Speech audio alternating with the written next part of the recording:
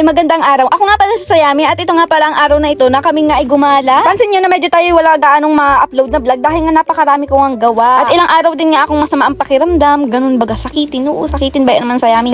Daming dahilan.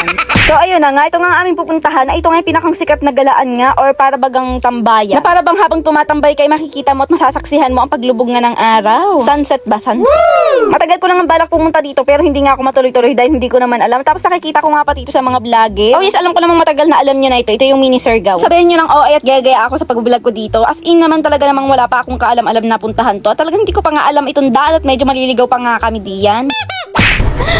Dito na kami sa wakas.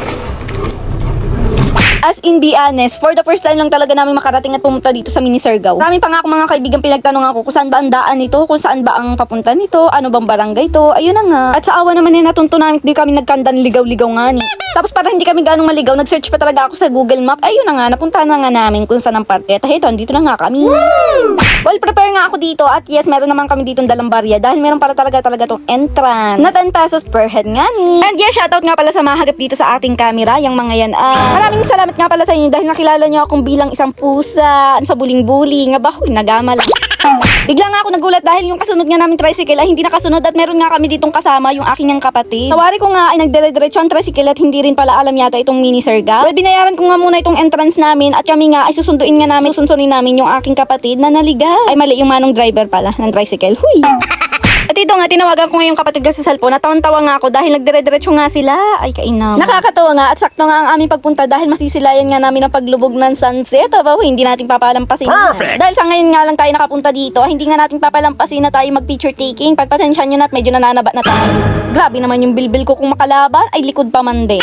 Abang ito namang aking baby, aba ay wala ito for the dede kahit wala ng laman. Wag ka at pacifier niya. Oh yeah. Agad ko nga tinawag yung cameraman ko na kapatid ko at siya nga kasi may hawak ng camera ko. Kaya ito, sabi ko, cameraman, punta ka din at ako'y picturean mo. Aba, ay as in naman, nakikita ninyo ay kaganda nung sikat ng araw dyan ng sunset. Sa gulat nga ako, meron nga dito nakalagay na poster na nakalagay na open until 6 PM only. At syempre, medyo madilim-dilim dito at wala namang gaanong ilaw nga sa mga daan, aming dadaanan. Ay heto, alam nyo nang gagawin, susilitin. Ay heto, for the picture, video. Hala, paura-aula lang tayo diyan at sila nga muna ang aking inuna. Opa. At aba, syempre hindi tayo magpapahuli. Ako pa ba? Ay, huy, hindi pwede ganon. Kasi syempre yan ang aking hinabol talaga. Na para bang pakunyari kita yung nagmumuni-muni. Pa-stolen effect yun. Na ba, huy?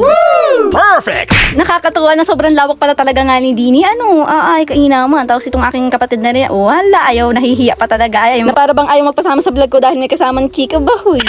At this part nga, sinusulit nga namin pagmasdan din yan sunset. Habang nga ito, di pa tambay-tambay lang kami, tingin-tingin sa paligid. Kung isa ka rin hindi pa rin nakakapunta tulad ko na for the first time lang, ay tamang-tama pala dito at nakaka-refresh ng isip, nakaka-reset baga ng utak. What? Reset yarn? Oh yes, lalo na kung stress ka parate. At habang ito namang aking kapatid na Iri at itong kanyang kaibigan, ay sila nagpapalipad ng drone ko at nagpapaikot baga for the moment daw. Well, nga po pala ay magkaibigan lang ha, kaibigan muna, pero tutungtong din sa kaibigan. Aba huy, wag munang ganan. Pag okay na ang lahat mga honey, at saka kayo magtawagan bilang honey. Bigyan natin ng montage yan.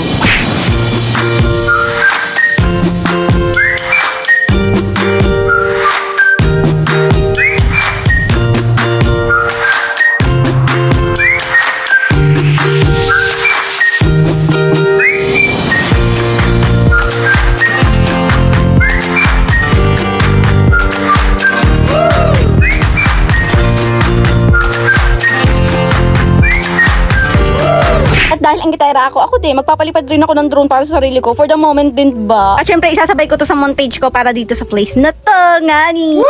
Kaya naman, pinalipad ko na ang beat. What? Ay mali ang ating DJI Neo 2 drone ngani na ginagamitan na nga natin ng bagong dating nating controller. Perfect!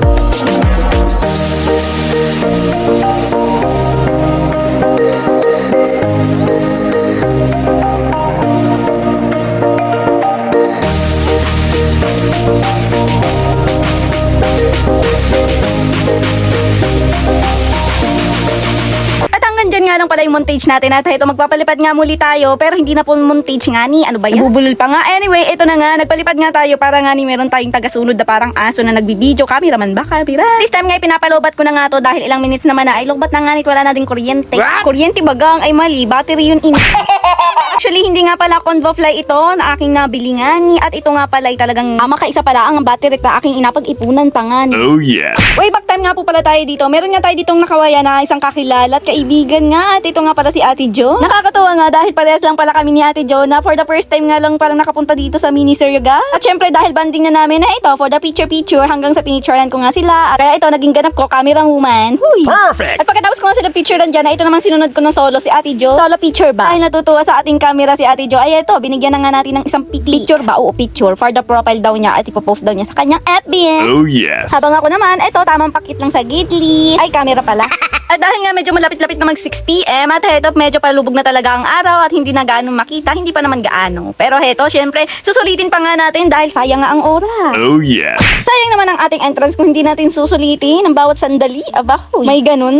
Alam nga naman, dahil hindi naman tayo hihintayin ng oras nga ni. Tapos meron pang naghihintay sa amin sa pag-uwi. At yun ay yung tricycle driver na naghihintay sa amin na sinakyan ng aking kapatid. Kaya ito for the picture hanggang sa ito, mapapunta nga kami dini. Ay kaasi, paano baga naman itong post ng aking bibi na iyan ay nakahawak sa tainga tapos nakadede pa.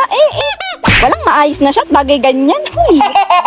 At pagkatapos nga habang naglalakad-lakad nga kami, nakita nga namin dito si Ate Moni na dati kong co-worker sa NBET. Siyempre, pag nakita, hindi mawawala ang picture time. At heto, shoutout po Ate Moni and shoutout din nga pala sa Batang Irian. Well, hindi naman ako madamot kaya pinahawak ko sa kanya yung drone para maranasan naman yung makahawak ng ganyan. Tapos natutuwa nga dito sa Ate Martin dahil napagaling daw natin mag-edit ng vlog. Aba, thank you po. Tapos maya-maya nga lang din na heto, pauwi na nga rin kami dahil wala nang sunset at talagang lumubog na nga ni Dad. Sakto nga na oras ang sinabi ko kay Kuya Driver na naghihintay sa amin sa kanyang tricycle. Ay ayun, saktong 6 PM kami umuuna na. Well, alam naman ni Kuya Driver dahil sinabi ko sa kanya na 6:20 kami niya hihintayin. At pagkatapos habang nga naglalakad nga ako dito, ay meron nga pala ditong napapangiti sa akin kaya nginitian ko na lang din. Hindi ko lang talaga alam kung nakikilala nila ako pero ayaw ko naman maging assuming. Dahil mga nagsisipag-uwian na nga yung mga motor na ibang kasabayan namin na eto, pauwi na rin nga kami. At ito nga nakakatakot na nga din sa parteng ito at napakadilim nga ni walang kailaw-ilaw. Yan na nga inasabi ko. Aba, ay kapanlaw.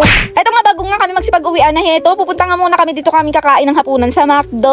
Oh, my favorite. Balak pa nga sana uuwi na nga yung kapatid ko padiretso ng Mulanay dahil Mulanay pa nga sila. Well, hindi naman pwede ganon agad-agad dahil gusto ko pang makasama sila. Kaya ito, inakit ko muna na maghapunan nga muna din sa McDo. Kaya agad ko naman sinabihan yung kapatid ko na ipagpaalam niya muna yung kanyang beshi at sabihin niya na magpaalam na nandito kumakain nga muna ng McDo. Ay mali, kumakain dito sa McDo. Huy. At bago nga kami magsipagpasukan na ito, nagpa-video nga muna itong bibi ko at sasayaw daw muna siya din sa may labas na yan ay. Basta pag marinig nito yung tugtugin sa labas ay makakalipas na at maakit din sabay sasayaw. Pasikat. At bago nga pala matapos itong ating vlog, nais ko nga muna i-shoutout yung mga nais magpa-shoutout. Shoutout kay Joshua Pereda and shoutout nga rin kay Arjun Toledo B-Star. And syempre, shoutout ko na din ang aking beshi na si Jeneline Toledo. Maraming salamat sa inyong pag-comment at pag-suporta sa aking vlog nga ni. Kahit sa simpleng shoutout lang ay nabubuhayan nyo ang aking vlog. Kaya sa mga nais magpa-shoutout dyan, aba i-comment nyo na lang dyan sa comment section down dito lang sa ating vlog. Kaya naman kung nakaabot ka na sa vlog kong ito at natapos mo na ito hanggang dito sa dulo, aba wag mo namang kalimutan mag-like and follow share dito lang sa ating Sayami Vlog. Maraming salamat po sa inyong panonood dito lang sa aking vlog. Thank you very much. Kaya naman hanggang dito na lang. Bye-bye!